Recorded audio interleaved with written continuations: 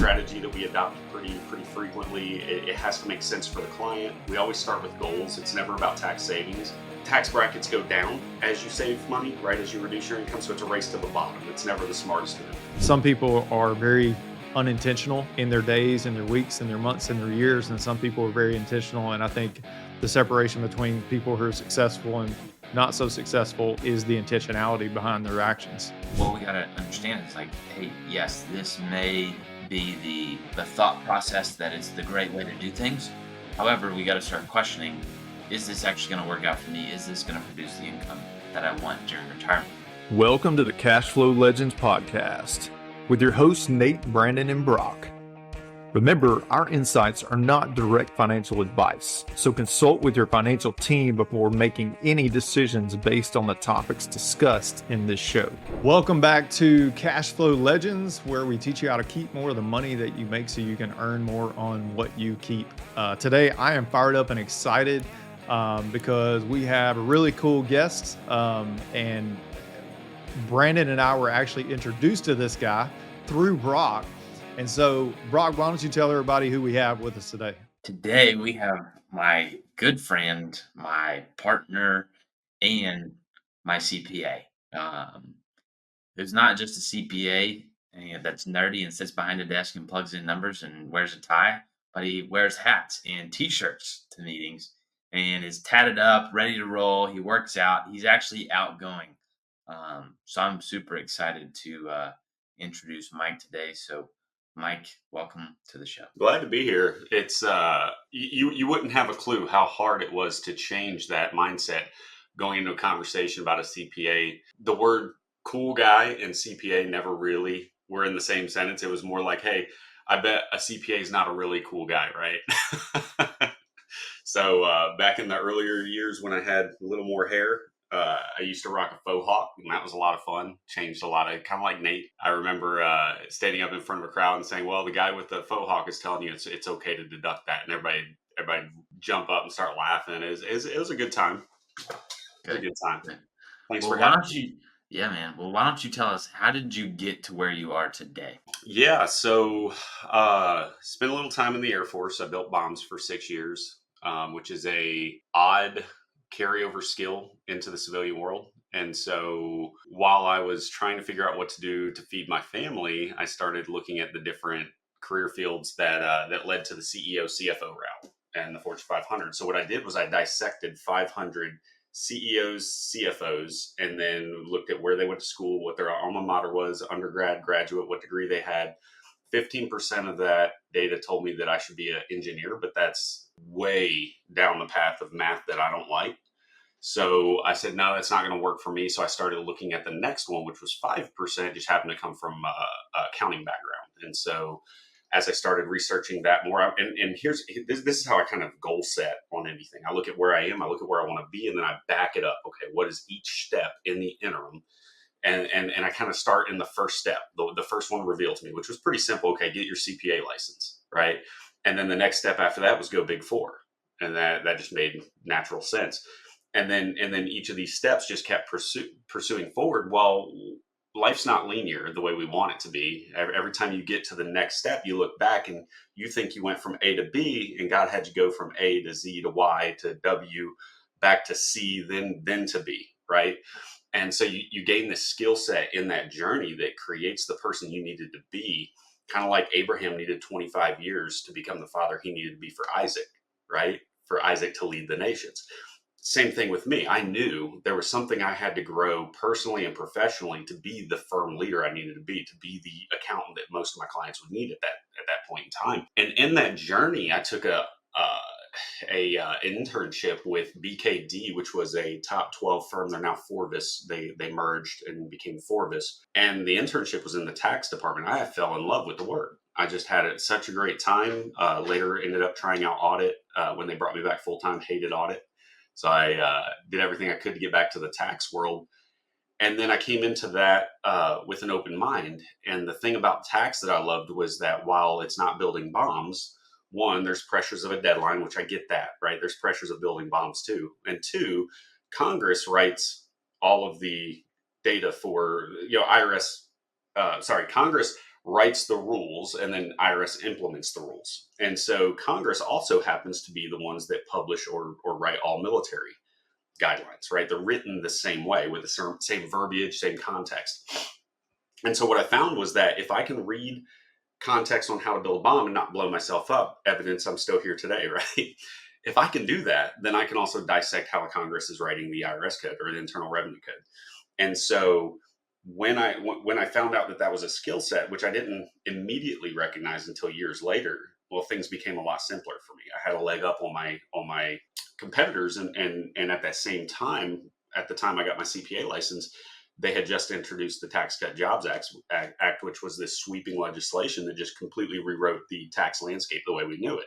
So it kind of leveled the playing field, but also gave me a leg up because I understood the code that was written faster than my peers. And so I remember there was this moment where there were two CPAs who started a firm here, and I asked them, how did you guys start this? Because they came from an audit background at PwC, and they said, well, we Google everything. And I thought, well, I know how to Google. I'm pretty good at that. I'll run circles around anybody Googling. And I talked to another firm leader, and the second firm I worked for, I talked to them, and I told them, I said, hey, I want to try cracking down this QBI calculation, because it was based on a section of the code that I just learned that Tax Cut Jobs Act wiped away, but they used the calculation for QBI.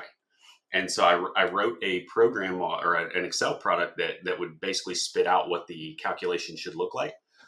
And they told me they didn't think it was right. Well, Deloitte, I think a couple of weeks later, put out the same document. It was we were cents off. And I looked at that, and I looked at what Deloitte put out, and I said, okay, let's go.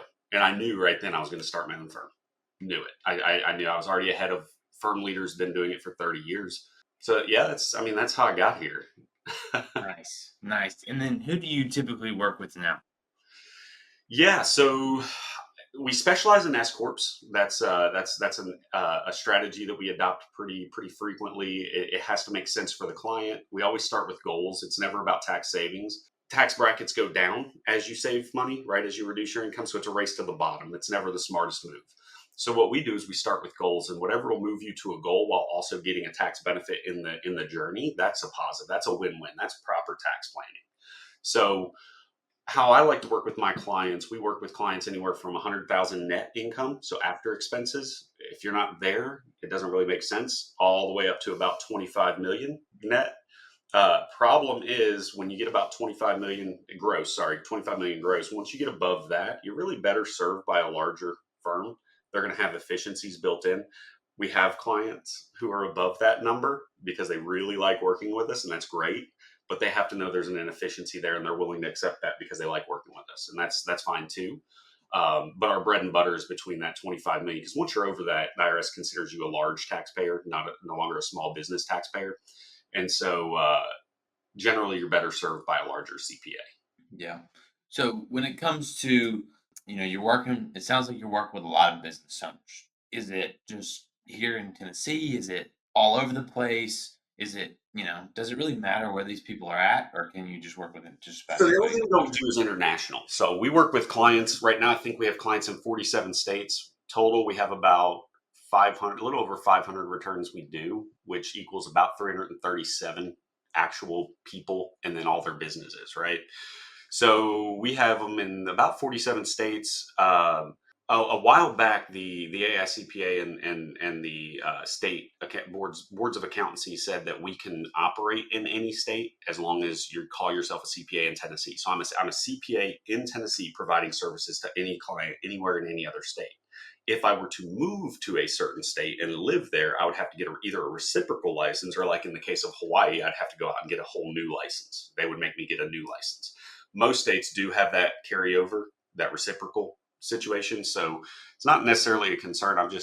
I'll probably never leave Tennessee until I'm retired, and then I won't need a license. So One of the things you said earlier, Mike, reminded me, I don't know who said this originally, but I remember hearing it whenever I was exposed to sort of advanced tax strategies and things like that, is most CPAs are essentially just historians. The majority of CPAs are historians. They just kind of report on what has already happened. And one of the things that we really love about working with you is just how proactive we're being now about the things that we're setting up and everything like that. And that's missing from so many business owners' lives.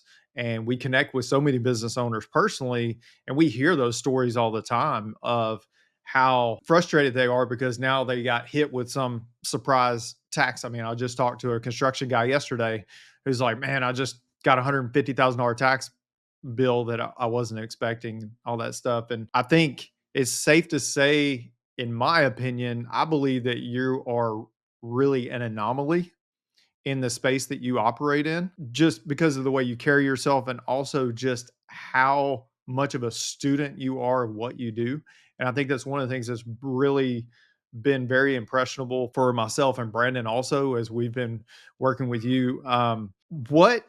What do you think separates you so much from everybody else that's out there? Yeah, so let's break that down in two different respects. Okay, so the first one is client interaction. So the first part there is that it's a two-way street. Any conversation, any partnership, right? So you're going to have some, and we've had clients come in that we no longer work with who literally just expect us to know everything about them all the time without them ever having a conversation with us, and that would have to make me some sort of a profit, and I don't have that skill set. Okay, so when we identify a client who's either not going to be proactive, I can't care more about your business than you do. I can't care more about your taxes than you do. So if you're going to be the kind of person who wants as much value out of me as possible, come to me. We don't have a billable hour. You're not disincentivized from coming and talking to me. So that's the first thing. We remove all barriers to you wanting to have a conversation with us, right? We're partnering together to have the best outcome in your tax scenario or your life, right? I want to look back and say, hey, Nate, we crushed every goal you set, versus, hey, Nate, I saved you some money in taxes, right? You're going to feel good about one, but you're going to feel awesome about the other. And the one you feel awesome about is the one that's going to make you want to be a client of mine forever, right? Every time I'm with Mike, I'm the smartest guy in the room. And, well, I feel like the smartest person in the room because I'm going to make you feel that way. There's sometimes I'm going to tell you the answer. There's sometimes I'm going to help you find it because I want you thinking critically. Or you're going to look back and say, hey, Mike, help me hit every goal I ever set. Both of those are positive impacts to you and the rest of your life. Okay, so if you're not getting the service you want from your CPA, see if you can actively engage them a little bit more, right? They may want to, they just don't know how to go about that conversation with you. They may also not be as uh, knowledgeable about what you have going on in your life. So the very first step, if you like your CPA, you just don't feel like you're being served enough, see if you can actively engage them more.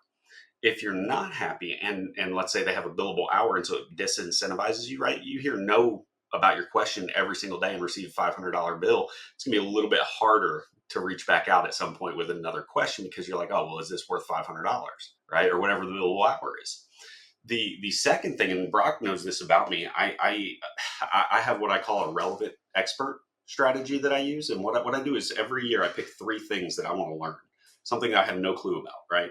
I don't need to be a absolute expert, which is where I am in the tax code.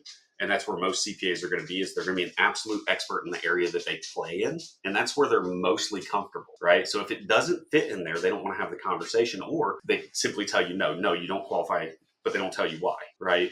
And so that can be just as hurtful in that relationship. So with me, I pick three areas that I feel under knowledgeable or that I think clients can benefit a lot of value from. And so in those areas, I learn everything I can that would make me relevant to the client in that manner, but not the guy who has to implement it because it's not my sandbox, right? I don't want to get that wrong. Now I can learn how to put it on the tax return correctly, and that's becoming that relevant expert. I'm an expert in how it impacts you from this perspective. I can also have a conversation with you about it, and that's what makes it easier for me, and that's what really sets me apart. Is I'm not afraid to learn, but I'm also not afraid to use that knowledge for the client's greater good. That reminds me, I don't know who said it, but the quote was, some people they think they have 20 years experience, but they have 1 year of experience repeated 20 times over.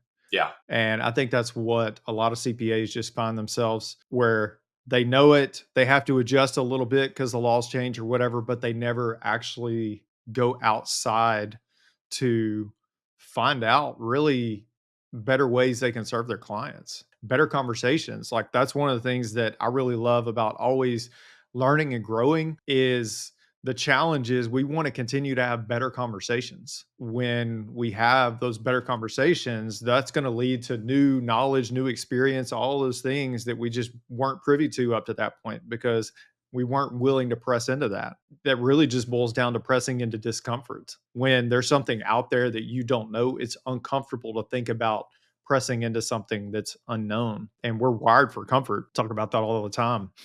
And so, yeah, I think that's what is holding a lot of people back, just not being willing to get uncomfortable, just in general, but especially in the world of CPAs, is like being proactive in creating rules for yourself and saying, "There's 3 things that I'm going to go out there and learn." I think is really powerful. Some people are very unintentional in their days and their weeks and their months and their years, and some people are very intentional. And I think the separation between people who are successful and not so successful is the intentionality behind their actions. Yeah. So what I constantly get, and this is to that point of intentionality, is I always get, hey, I don't want to ask a stupid question. Well, you're not.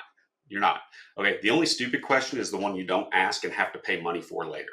Right. That's the stupid question. Right. Because you paid for that. You just didn't know you were paying for it the way you had to pay for it. And so when a client says, hey, I feel stupid asking this, but whatever their question is, I always have to look at them and say, hey, look, it's fine. Right. Even if they've asked it every year, it's fine, because look, you do this once a year. I do this once a year for 500 people, right? I do this once a year, 500 times every year, right? So it's one of those, to your point. Yeah, CPAs have a rhythm, and and this is where this whole niching idea came from, right? Make your life easier, do the least amount of work for the highest pay you can, and then even in that, I still find CPAs that niche in real estate or something else that simply leave off check the box elections for real estate professionals, or repair reg rulings, and it's these little things that should, like, this is the basics, but they've gotten so ingrained into this mindset of, oh, I've niched and now life's easier for me, but they're literally offering the least amount of value as possible at the highest rate they can think of, or the highest rate the market will allow.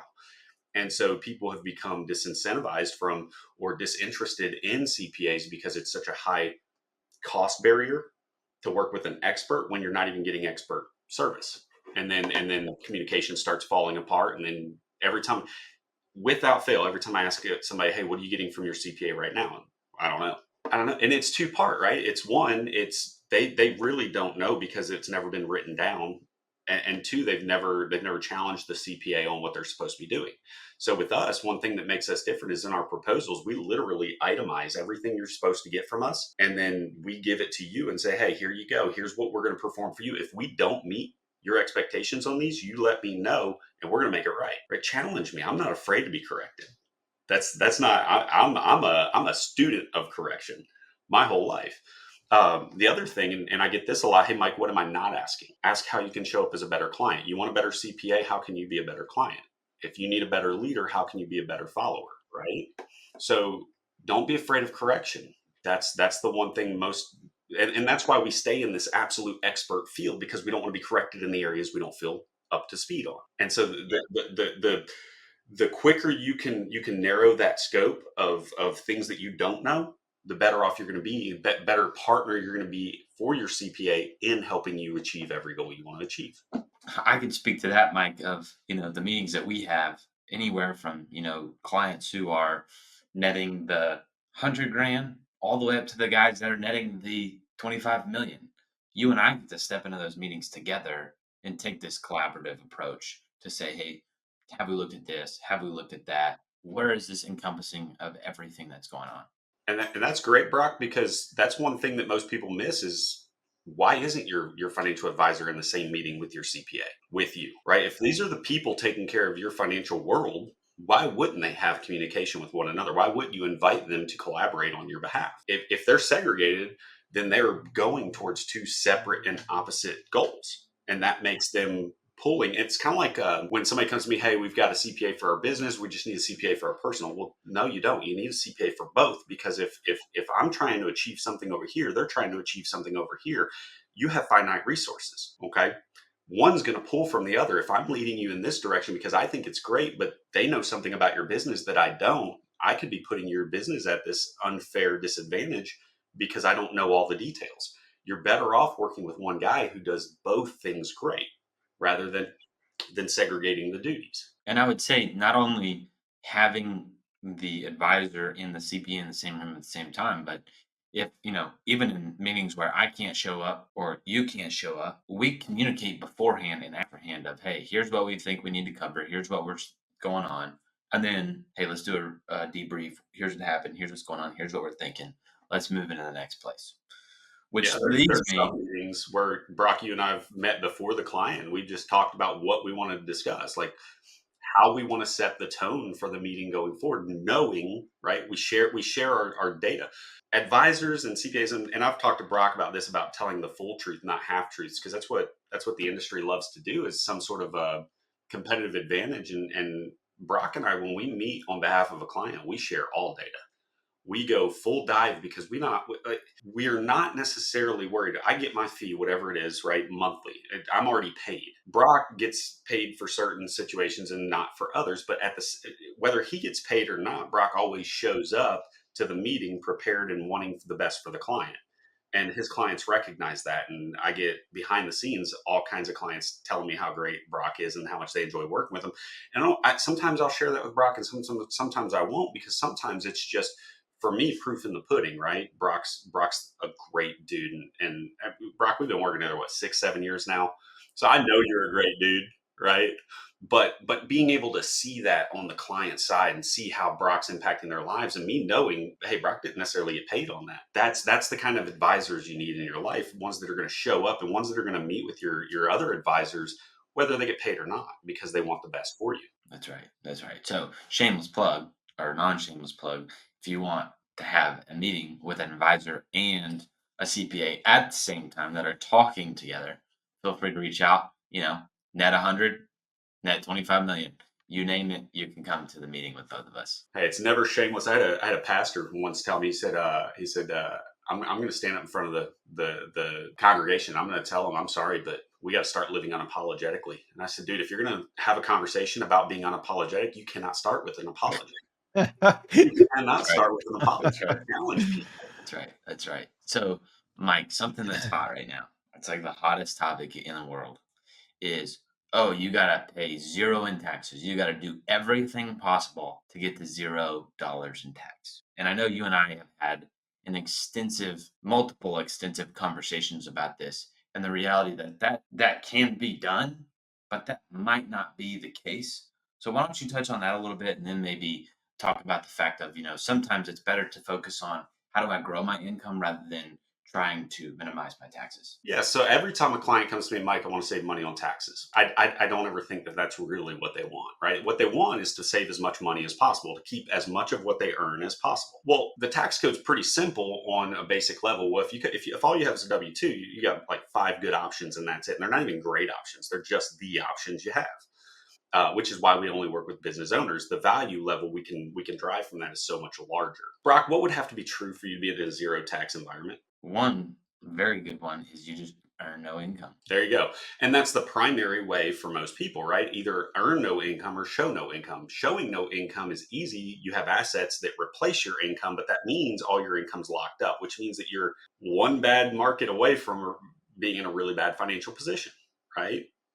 And that's what happened with Dave Ramsey, for instance. He was pretty much living that Robert Kiyosaki life. All his money was wrapped up in real estate. And then what happened was 08 came, and financial ruin. He was one bad market away from losing everything. Because when you're leveraged like that in real estate, yeah, you can show zero tax, but you're also really close to being bankrupt. And that's a problem. Most people will never have that risk tolerance level, right? You would never be able to sleep at night having that much risk. So yeah, it's possible, but it's not always what you want to do.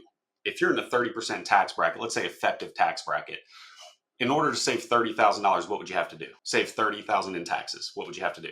You have to spend $100,000, right? You have to spend $100,000, which means that your variance of cash on cash outflow was $70,000 for a $30,000 savings. Now, there's 2 ways to look at that, right? If at the end of the year you need a piece of equipment for your business that costs $100,000, you could buy that in December, get the government to subsidize it for $30,000, and you only paid $70,000 for a $100,000 piece of equipment, right?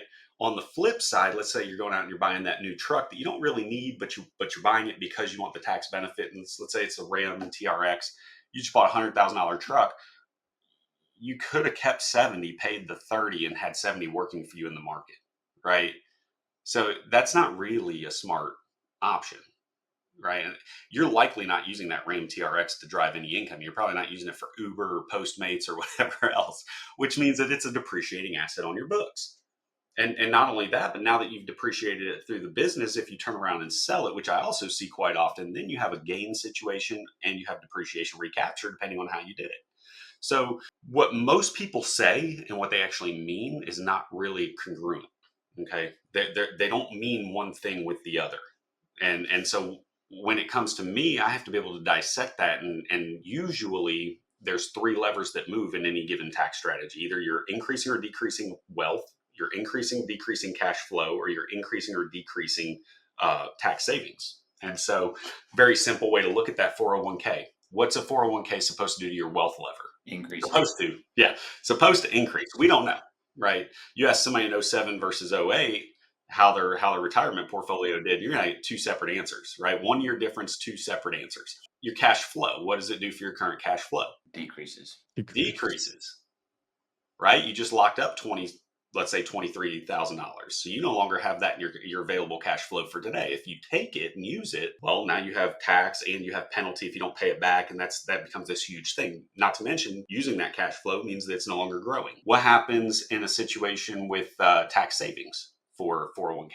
In this year, it increases. Your tax savings in this year decreases because you're taking that money out of the tax bucket, right? So what happens when you retire? Increase. It's probably going to increase. It depends, right? Because either one of two things had to have happened. Either your income significantly decreased, which is not generally a goal for anyone, right? I want to retire on less money. I want to spend all this time working, and then in retirement, I want to make less and not have any money to show for it. That's usually not what people want, right? And so that's either one side of the equation, or two, we're in the lowest tax bracket our country's ever had. We went on a shopping spree as a country a couple of years ago, right? Just a small one. Just a small one, right? What are the odds taxes actually decrease by the time you hit retirement? Probably pretty Not slim. very likely. Yeah, probably pretty slim. So if that's the case, when you hit retirement, probably not going to have the tax savings you had. You'll have, let's say, a 22% tax break today, but in the future, you might pay 30% on that same income. That's going to be a problem for a lot of people. Yeah. I always talk about, if you don't like paying taxes today, I can guarantee you're not going to like paying them later. For sure. Well, on the money you could have paid a lower rate on, right? Yeah. The other thing is 401k is still relatively new. We just hit the 50-year mark of a 401k. I don't know many people that have retired strictly on a 401k. Yep. Which means that they're not performing the way we expected them to. Which means that pensions were still the better option. You could still plan around a pension. 401k is not necessarily going to cut it. It can work. Yeah. We don't have a whole lot of case studies for it. That's right. And if you looked at, Nate, this might be what you were going to bring up, but Fidelity, I think they have 45 million 401ks. And of that 45 million, 810,000, only 810,000 have over $1 million in those accounts, which is insane. And then those same people, they ended up asking them in a survey, do you feel as though you are financially free? I want to say over 50% of them said, no, we don't. There's no way we could possibly retire right now. And so what we got to understand is like, hey, yes, this may be the thought process that it's the great way to do things. However, we got to start questioning, is this actually going to work out for me? Is this going to produce the income that I want during retirement? We don't want that tax tail wagging the dog all the time. And that's usually what is wagging the dog, is that 401k tax savings in that year. But, Mike, I was a perfect example of that last year for 2023. We had an opportunity to where, I was going to pay 6 figures in taxes, working with you. We got it way down. But then it was like, okay, well, it's still kind of high. Could we even take it further down? And so we went over, I think we broke it down into 4 options. It was kind of complicated. And at the end of the day, 5 strategies on yours. Yep. So at the end of the day, it was kind of like, hey, you know what, Mike, I'm going to give a little bit more money, but I think we're done. I'm going to be okay with paying the taxes this year, because anything that I do either locks up my money, or I have to give it away, or I've got to go buy something that I didn't even really want. And I'm okay with where I'm at right now. So I'm okay with paying the taxes today. Yeah, tax planning has to be this equilibrium point, right? Your federal plus state is your cash outlay if you do nothing. Okay. Your federal plus your state after tax planning with the cost of the planning items in the middle, that's your total cash outlay over here. So you have to find this equilibrium balance of what meets your tax savings while also progressing your goals, right? If there are things you need to buy in your business to advance your business, great, do that. But if there's a tax benefit, even better, right? Another great option is what happens January through March every single year. Business, right? You're going to have income, you're going to have expenses. So why not prepay January through March and December? You know, you got to pay the taxes in April. So prepay those expenses that you can, get the tax benefit in December, and deleverage your January through March income to prepare to pay those taxes. That's a simple thing most people could do that they don't even think through. And that's just one strategy you can throw in as an add-in at the end of the year because you already know you're going to have that cash outlay anyway. So, Mike, as people are reviewing their relationship with their accountant, even if they have one right now, and this is a plug right here. If you're doing your own bookkeeping still, if you're going to do your own taxes still, and it's taking a lot of time, you should quit. But let's say that they're working with a CPA. What are some questions that they could be asking of themselves and or their CPA to figure out if that's actually the relationship that they want, or they should start looking for somebody else? Yeah, that's a real simple one. Great question, by the way. So, very first thing you want to look for, if there's three things specifically you want to look for, right? You're going to have your own list of things you want from a CPA for partnership in your business. The three things I think everyone needs to add maximum value is you need somebody, one, who's going to share a risk tolerance with you, right? If I know every section of the tax code, I don't, by the way, and no CPA will, right? It changes too often. There's too many things that move throughout the year that nobody's going to have it memorized. If I do, let's just say I do, but I'm not even willing to go to bat for you. Like, hey, that's too much work to implement. Let's not do that. So I'm just going to tell you no. That's a low risk tolerance on my end because I don't want to do the work, and I know that, hey, you might get audited. Well, if the risk is audit and you do things right, it's not really a risk. It's just more attention. That's all it is. If you lied, then it's a risk, right? Oh, it's going to get disallowed, or if you didn't implement properly. So first, you got to have somebody who's got the same risk tolerance or a higher risk tolerance, right?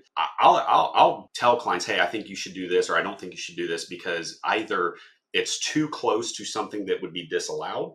And Brock, you know, I've had this conversation about clients in the past. I really don't think that's a smart strategy. It could work, but if it doesn't, here's how it breaks down, right? So the first thing, risk tolerance. Second thing, education, right? If I have a risk tolerance, but I tell you yes or no, it's easy for you to walk away and think, okay, well, I'm not sure the value I just got because Mike said I can't do this, but I don't understand why. So second thing, education. A CPA should be willing to tell you yes or no and why. If they're not giving you the why, they're not adding any value. They're simply they're simply a hall monitor at that point, right? Yeah, you can go to the bathroom. No, you can't. Okay, that's a problem. Understand, you don't have to be a tax professional. You don't have to be a tax expert, but you should know what's going on in your business. You should understand the business purpose for every tax position you take, right? If the IRS were to call you and say, hey, why'd you take this position? You say, well, my CPA said we save a lot of money on taxes, or hey, I just did it because I want to save money on taxes. IRS is going to tell you, yeah, you're not getting that. We're going to take that away, right? But if you tell them the business purpose for why you did it and you happen to get a tax benefit for that, that's a different ballgame. Now you've spoken the verbiage of the IRS. Okay. The right answer with the right CPA is, hey, I'm happy to comply. I want you to reach out to my CPA. He'll answer any questions you have. I don't want you putting a foot in your mouth.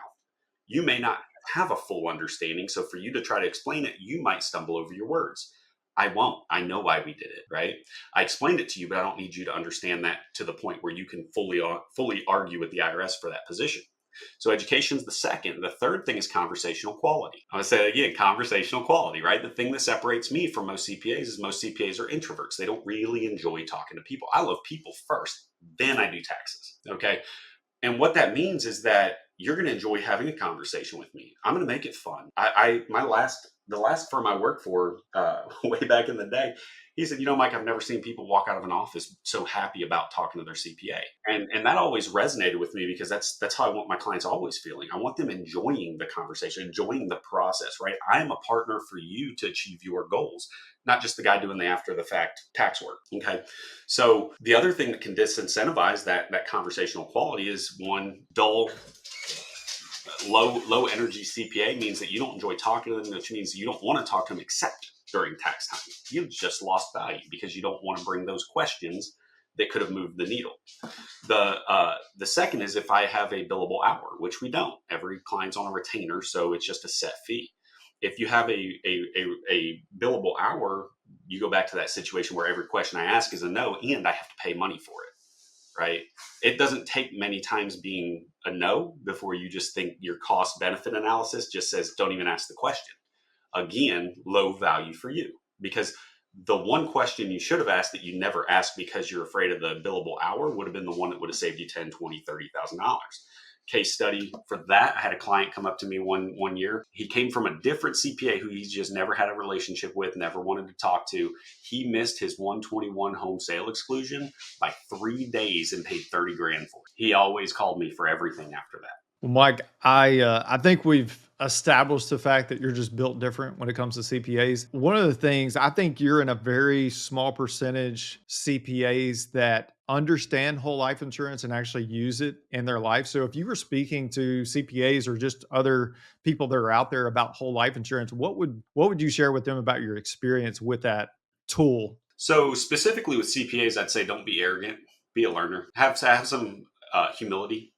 Recognize that you're an expert at tax, not other areas. If I'm talking to other people, and I've said this on stage in front of thousands of people before, the thing I love about life insurance is I get to come into the game with the rules already set, right? If I want to say, hey, I want to leave my family this much money, I can set those rules at the beginning. Okay, what does that mean for the rest of my life? I can live how nobody else lives because the rules don't apply the same way. I change the game, right? So if I go in and let's say I've got this opportunity, I can put $23,000 into a 401k, or I could put $23,000 into a whole life policy. If I die the next day in the 401k, my family gets $23,000. In the life insurance, they get whatever amount of millions that I set the policy at, right? That's two very different games. Okay, now it's not to say one is better than the other or that you should only focus on one over the other, but it's the situation where if you start with 401k, it starts with a low value. If you start with the life insurance, it starts at a high value. What you'll end up having over your lifetime is this meet in the middle equilibrium. And at that point, you've doubled your assets. Okay. That is a very, very powerful way to take the rules away from how you live your life, right? I can take more risks because I'm not risking my family's future. I'm not risking my family's inheritance. Now, I'm also not making them rich because once you start looking at the wealth eroding factors and you start looking at even the one that most people don't think about is that generational attrition, right? If you got more than one kid, you're not leaving them a $4 or $5 million nest egg. You're leaving them a $2.5 million nest egg, if that, right? And then after taxes and everything else, you're basically giving your family a leg up. You're not making them wealthy to the point they're never going to work again because they've got a whole lifetime to use that money. And it doesn't take long to use money in today's society, because here's the thing. If you don't set intentionality for your life, whether it be in business, in your time, in your money, in your talent, if you don't set an expectation or a priority for how you utilize those, the world will do that for you and it will run those down as quickly as you'll allow it. So, Mike, as we wrap up here, why don't you think about, and I believe we put this at the beginning of the episode and at the end of this episode. So this is not tax advice. This is not financial advice. Don't take it as that. To us, none of that. Okay. But as you look at all the clients that you work with, that you review throughout the years, what are maybe quickly one or two strategies, maybe three strategies that you see are almost always overlooked for business owners that they should really take advantage of? Biggest one, every single time I meet with any new client, it's simply expense capturing, right? That's the number one. Most people run their business like the Wild West because they've never done this before, right? There's not a manual for it. And so in that, they're automatically losing expenses. Well, that's the number one benefit to any business, right? Get a deduction for the things you're spending money on. Well, if you're not capturing those or you're not keeping track of those in some sort of a way, you're losing value right there. A lot of people want to argue why they shouldn't have a bookkeeping program like QuickBooks or something like that. And it's two-part, right? One, you want accurate data to substantiate where you stand in the tax code. And two, you want to be able to be bankable. And banks need financial statements quickly, and that will occur from those. That's number one. What I really see in the industry is TikTok experts, right? And it's this generation's equivalent of my cousin who's a mechanic said that I could deduct this from that, and this works in his life, so it can work in my life. And the biggest thing with TikTok is that it's always half truths, right? Nobody ever tells you the other side of the shoe that drops. For instance, this real estate thing. Real estate can be hugely beneficial to the right person. Most people's fact pattern will not line up with it. Okay. Once you make over $150,000 as a household, your ability to take those losses from real estate is significantly impacted unless you or your spouse can reach real estate professional status. If you're both full-time employees, neither one of you can be a full-time real estate expert. And so when I see these TikTok people running this, oh, here's how the wealthy save on taxes. Well, not really. That's not really, because if they're wealthy, they're already over the 150, and it's not because they're in real estate, most likely, right? Unless they do that full time. And the path is okay going forward, but most people can't reach that. But they'll pay the $29.99 in 4 equal payments to get that information to realize, hey, it doesn't apply. Right. And that's that half truth. It's it's the same in the news, right? Clickbait. Throw something out there that is so interesting and title that somebody has to click on it, and then you get your money. You don't have to offer any value. You just have to offer enough incentive for them to want to click. And so it's don't ever look at something on TikTok or Insta or social media in general and think, oh, it's that easy. Always run it by your CPA, right? The thing your CPA, and this is something, the first firm I worked for, this is something the partner there said, a great CPA is going to save you time, risk, or money. Okay. The time of doing it yourself, the risk of doing it wrong, or the money by using the tax strategies, right? So the risk piece is what falls into that TikTok expert. Yes, you can pay your children, but not if they're under 7, right? And not from your S corp. And here's why. Right. And then you have to go down this road of teaching them the right way to do it. We now have a full onboarding meeting just to understand how to run an S corp. We have a full onboarding meeting of how to pay your kids from your family management LLC. Okay, we literally have flow maps to teach clients how to do that, because it's important. The facts matter when you're talking about getting this high tax savings. The IRS doesn't care if you're saving money, but they do care if you did it right or wrong. Right? It's not a blanket policy. So that's what I would say. Those are the areas that are going to get you in more trouble. Low known tax savings. Really, it just falls back on making sure you're managing your business right. If you're managing your business the right way, you're going to have all the data you need, and that's going to help your CPA fit the pieces together a little bit better. Right? Timeliness is also important. If we got to do a Q3 or Q2 tax strategy meeting, and your data isn't up to date, that limits my ability to see what's going on. And so then I'm coming into it and it's going to be a low value meeting because I don't have all the data I need. Right. So and what I have for clients who handle their own bookkeeping, it's okay to handle your own bookkeeping. I really want clients, new clients, especially, doing their books for the first year themselves, because it gives them an idea of, one, what is their CPA taking off their plate, which we don't do bookkeeping anymore. And then 2, it also helps them understand the inflows and outflows of their business. They get a better thumbprint on what's happening. Okay. When they understand that level, it makes a world of difference for how the business operates at that point. Not only that, but then if all they do is 15 minutes in the morning, they go in and categorize their expenses and then reconcile their books once a month. It's a pretty simple process, right? You're talking about 5, 10, 15 minutes in your books every single morning. It does a couple of things for you. It makes sure your data's up to date. It gives you insight to what's going on, and it lets you know the exact place you're starting from for the day. And now all of your financial worries are gone, because now you've had a good idea of what's going on there. A lot of people these days make decisions with their bank account, meaning that if the business has enough money, we're going to do it. If it doesn't, we aren't. What they don't realize is that the financial statements, if they're done correctly, might tell you a different story than the bank statements will. In which case, now it's not a good decision. Now you're playing a game of risk that you really didn't need to play. And it's simply because you didn't have a good pulse read on your own business. That's a separate problem. So I would say the biggest thing is just capturing your data and making sure you understand what's going on in your business. Those are going to be the 2 highest value adds to the CPA engagement. I love it. I love it. Nate, why don't you close this out? I think today was valuable. I know I even got value out of it again. So why don't you go ahead and close this out? Well, Mike, we definitely appreciate you being here. Appreciate your friendship and just your professionalism, and how you bring these great conversations to the table, and challenge your clients like you've challenged us. We like to say that wealth is created through certainty, control, and efficiency, but that doesn't happen without liquidity. And so if you want to be a cash flow legend, learn how to leverage capital, and you can do those same things too.